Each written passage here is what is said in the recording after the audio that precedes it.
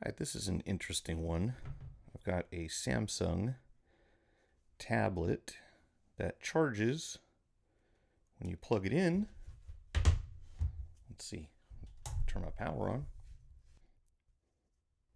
Well, I guess you'll have to take my word for it. When you plug this thing in, it charges and the battery percentage increases. However, we turn it on and it does not charge anymore. Now, obviously, if it was incapable of charging, the battery would be dead. So you have to take my word on this. I plugged it in, and it went from being completely dead up to 38% or wherever it is now. But it is not charging when the power is turned on. So something on the inside is diverting power away from the battery, but only when the device is turned on. So this should be interesting. I'm going to go ahead and turn this off. And then we'll see if this is a good job for new pry tool. Because these can be tricky to open, and I think this is probably a little more lightweight than what we need, but I thought I'd give it a shot just for the heck of it. If this doesn't work, I will get a stronger tool. Yeah, it kind of gets down in the side here. These things are a little tough to get started. In fact, I usually do more pulling this way than I actually do prying. And of course, what we don't want to do is shatter the screen since it is still in good condition. So of course, if you're, it looks like it's kind of getting down in here.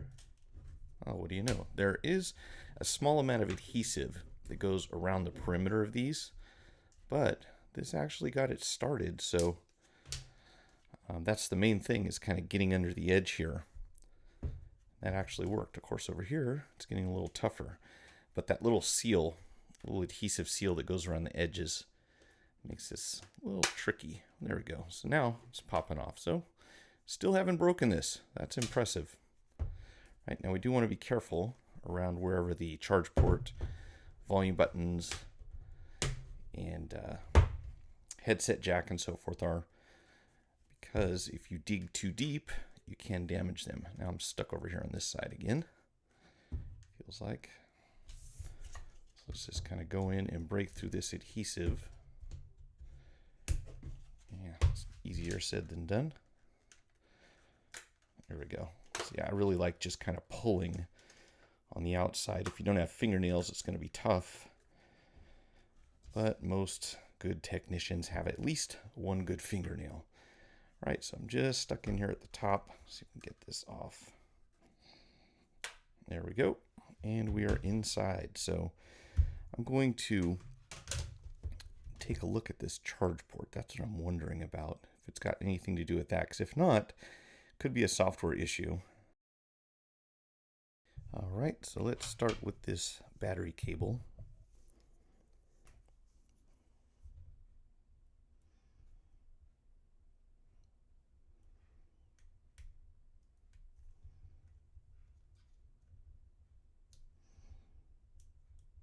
All right, so peel that off. Set that right there so we don't forget. Flip this up. Just kind of opens like a gate, and then we can pull this out. Hopefully. See, we're stuck down on the battery. Nope. I should be able to grab this. That's going to be fun to plug back in. Okay, so there's our power. We have another one here with tape on it. Go ahead and just kind of peel that away. Set that there for now. And this one's a little smaller, but same type of connector. We're just going to flip it up. Again, with the fingernail, often the easiest way to do things. Okay, and then this cable right here, be a little easier. In fact, I might just leave the tape. Oh, it is on the board here on the left-hand side though. So we'll go ahead and peel that off. And we got a big gate here to open up. I don't like to put too much stress on one spot with these if possible, since it's so wide. So I kind of lifted it in two areas at the same time. Now getting under this, I think I'll just wait until I lift the board and slide it out that direction. We do have an antenna wire right over here. And then of course we've got some cables going over the top here. See if we can get this tape off.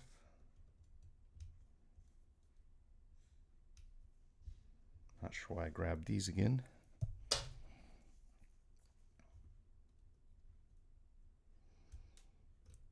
Much better. Oh, and that goes all the way over that adjacent connector. So let's leave that right there and open up. Actually, the camera will probably come out with the board, but I'm going to go ahead and open that connector just in case.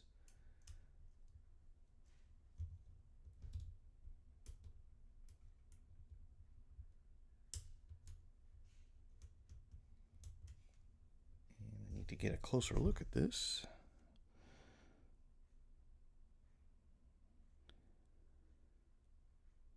All should flip open the same direction. There we go. So they all flip down this way so far. And then of course we have the main camera in the center, but will that come out? Yeah, I think that'll come out with the board. So let's go ahead and get our screws. It looks like we've got 1, 2, 3, 4, 5, 6.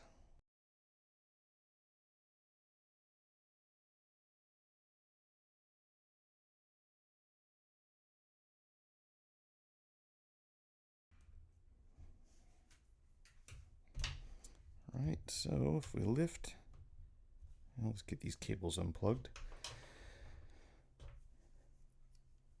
I want to be careful with this and try to get under the whole thing so it all comes out at once. And let's see, did I miss one screw? Feels like it.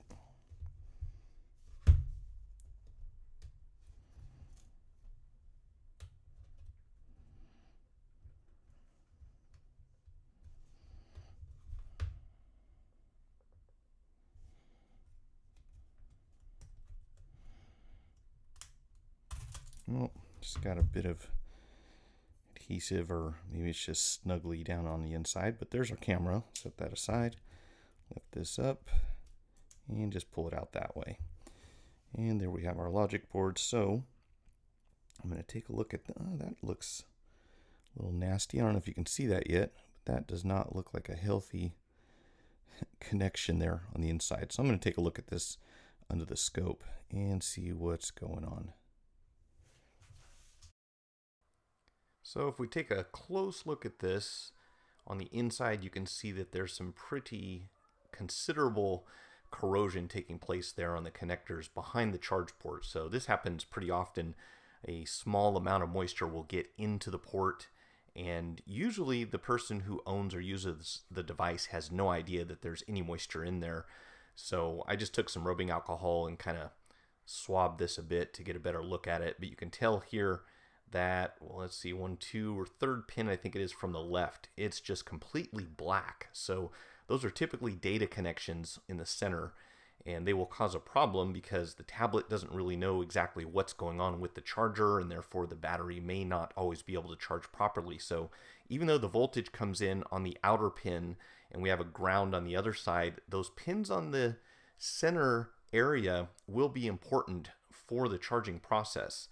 So what I'm going to do is just add some flux to the connection and to these anchor points on the opposite side of the logic board, so that way we can go in here and remove the existing solder. Now I know that we can just go and hit this with hot air from the other side, take the port out and come back later on and clean this up, but I prefer to get the majority of what's holding this thing together out before we even start the removal. So I don't know if that's necessary, but I feel a little safer about not causing any damage to the port or to the connectors by having the smallest amount of solder remaining on there that we possibly can. And of course I've already mixed in some leaded solder, so that will kind of bring the melting temperature point down lower. So it just kind of makes everything easier, and we don't have to expose the logic board to quite as much heat when we use the hot air to remove the port. So you can see here I'm just kind of wicking away the majority of the solder that's holding those anchor points onto the logic board.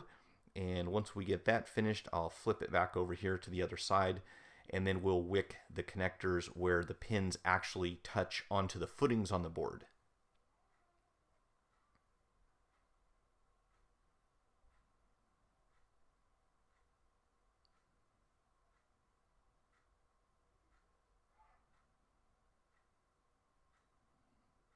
All right, so that looks pretty decent. And the next thing we're going to do here is get ready with our tweezers, and I'll just kind of start moving around the outer edges where the anchor points and the connectors are with the hot air. And this usually doesn't take too long, but we want to make sure that we can see the solder liquefying. So as soon as you see it turn really shiny, you'll know that you've reached a point where everything's turned into liquid pretty much as far as the solder itself.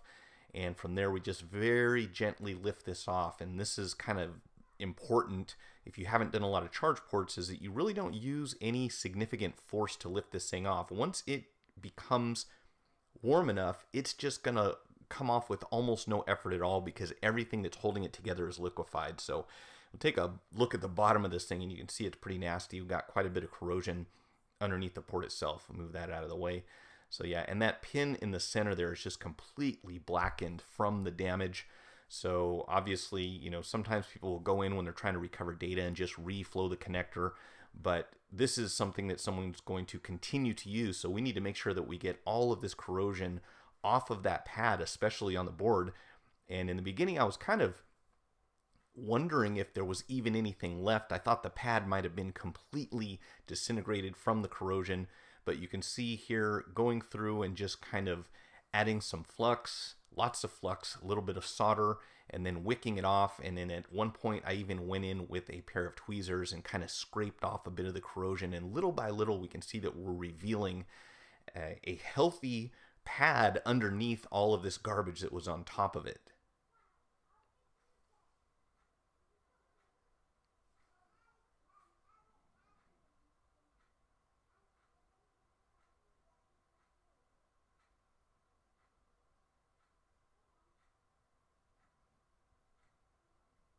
So I'll wipe this down, and again, I did go over this several times so that we can get all that gunk off there, but you can just see this process taking place little by little, and I wanted to be very careful not to damage anything as far as the pads themselves, of course, and the board. So I just kind of took my time on this one, and here I am scraping a bit more of the corrosion off of a couple of these pads.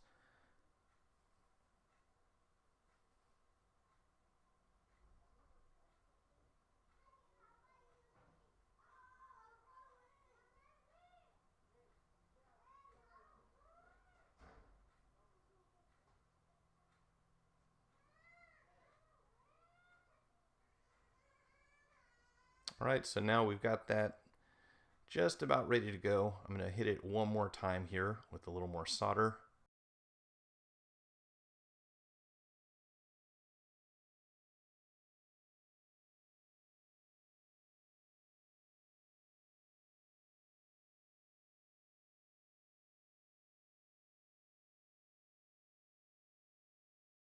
And of course, I'll go back and make sure that those anchor holes are completely cleaned out so that we can fit our new micro USB port level onto the board so that everything's sitting flush, making a good connection.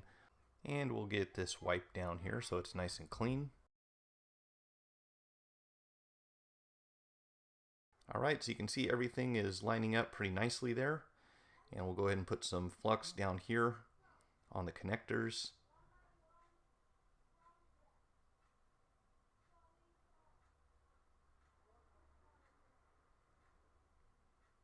And on this one, it's a little tricky to get the angle right for the camera, so I wanted to be able to show you what was going on. And for that reason, it's going to be a bit sloppy in the beginning. That's not a problem, though. I will go back and clean these up. But my main goal here is to make sure that we have a good connection for the pins first, and then, of course, we can go back and reinforce the port with those 4 anchors on the sides. But the main thing is keeping this thing level, getting these things flooded with solder. And, you know, it kind of depends on your preference. Some people like to lay some solder down first, then use hot air and set the port on top. I like to put the port on first before I add the solder, but that means, of course, I have to make sure that it flows back underneath the pin. So it does take a little more heat and a little more time, but that all is just kind of a matter of preference. So I've got the board flipped over here, and I will, of course, put enough solder here so that it looks close to the way it did from the factory. We want to use enough solder so that it does make contact with the entire leg that's coming through the board. But we don't want to have a big bubble of solder on this side either. So while I could be using a different tip for this, I have found that this bent one works pretty well. If you use the edge where it's actually bent, it will get down and sit very flush to the board, and as long as we get enough heat going through there, it will flow the solder all the way through the connector, so it covers the foot of the charge port, and it also completely fills in that little oval there where the board is. Now I've got it flipped over again, and as I mentioned earlier, what I'm going to do here is get some flux inside, go through and wick away any of the excess solder that might be causing any of these pins to bridge together. And I am still working on getting this microscope to focus the way I would like it to. It's unfortunate that you can't really see the detail that I can when I'm doing the soldering, but here you can get a pretty decent idea of how we can get this stuff to flow. And here is the downside of simulfocal microscopes. A lot of the times when I can see something on through the microscope itself, the attachment for the camera does this. Like, I just am not quite centered properly. So that's one of the goofy things about that. If you go with the non-simulfocal, you can actually share the oculars for the microscope and get the same view from both angles, but then you have to solder with one eye, which is really annoying. So I'm looking for a solution to that to kind of overcome that problem. Now I'm going to go through after I've evacuated the excess solder, make sure that we don't have continuity anywhere that we shouldn't. Now these two on the right, those do go to ground, so that will beep. So that's not a problem. It's supposed to do that. But as long as nothing else does, we'll be good to go as far as the connectors are concerned.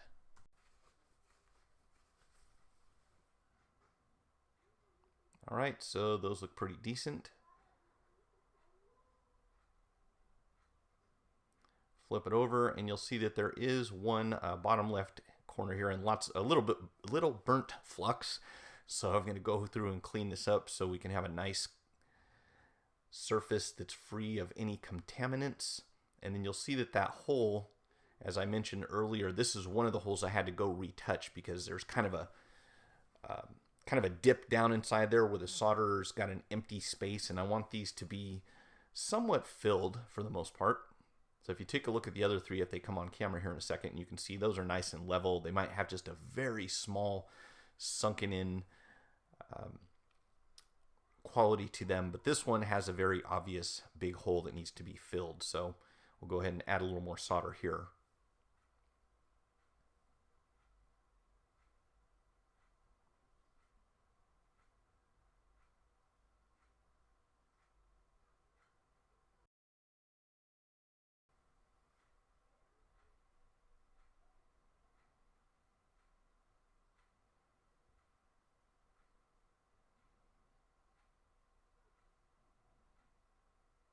Alright, so that's looking better. And if we flip the board over here, you can see what I'm looking for are the areas where the solder is actually flowing all the way through to the other side, which is ultimately what we want to happen. So I did add a little more heat one more time. Again, the main thing is getting enough heat so that the solder covers all of the areas that it will stick to evenly for the most part, and surface tension will take care of a lot of this for you as long as you have sufficient temperature. Alright, so you can actually see where it flowed through this time, so that's all nice and filled up. Everything looks good, and we'll put it back together. If you found the video helpful, remember to like, share, and subscribe. Check out my channel for more tutorials and product reviews, and thanks for watching.